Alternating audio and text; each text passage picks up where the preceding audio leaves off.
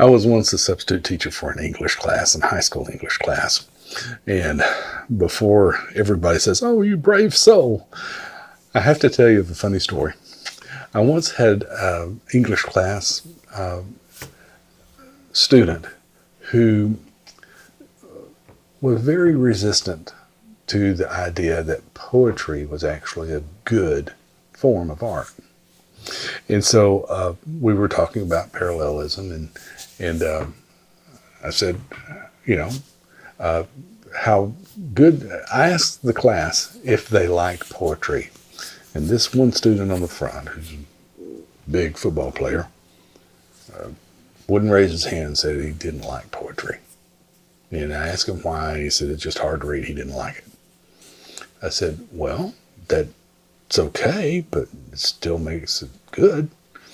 And he said, no. And so we got into discussion of whether poetry was good art form or not. And the starting factor was, when you look at the Bible, Jesus loved poetry. He used it all the time. The Apostle Paul, same thing, used it all the time. And it's this parallelism. In fact, one of the most often quoted set of verses in the New Testament is the Beatitudes. And the Beatitudes is one parallelism after another. And they all start with the same word, but it's all parallelism. And it goes throughout the New Testament.